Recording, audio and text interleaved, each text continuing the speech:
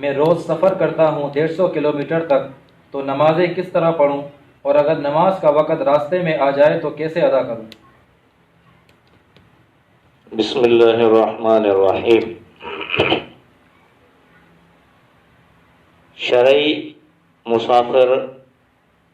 جو بنتا ہے وہ بنتا ہے 48 میل کی مسافت سے، یعنی آج کل کے حساب سے 77 کلومیٹر جو سفر کی نیت سے نکلے وہ مسافر بن جاتا ہے، اور مسافر کے جتنے بھی احکام ہیں وہ اس کی طرف متوجہ ہو جاتے ہیں۔ سب سے پہلا حکم جو ہے وہ اس کے لیے ہے نماز کا، یعنی اس کے لیے نماز 4 رکعت والی 2 رکعت کر کے پڑھنا ہوتی ہے،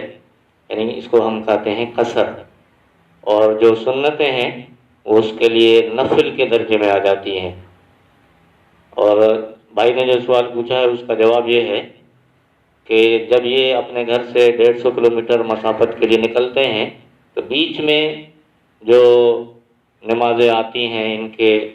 سفر کے بیچ میں جو نمازیں آئیں، مثلا ظہر آئے یا عصر آئے،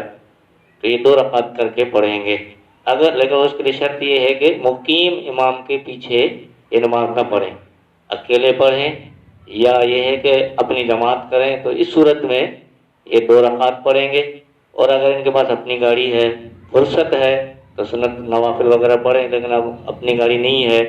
گاڑی لوکل ہے، مسافر گاڑی ہے، تو اس میں بہتر یہ ہے کہ نوافل اور سنتیں نہ پڑھنی چاہیے، کیونکہ اگر یہ نوافل اور سنتوں میں مشغول ہو جائیں گے تو وقت زیادہ لگ جائے گا، دوسری سواریاں ان کی وجہ سے پریشان ہوں گی۔ باقی وہاں جب پہنچ جائیں اپنی منزل پہ تو وہاں پر بھی یہ حکم ہے کہ اگر وہاں 15 دن ٹھہرنے کی نیت ہے تو پوری نماز پڑھیں گے، لیکن اگر 15 دن سے کم ٹھہرنے کی نیت ہے، 10 دن، 12 دن، 3 دن، 4 دن، 5 دن، تو قصر کریں گے۔ جی جزاک اللہ مفتی صاحب۔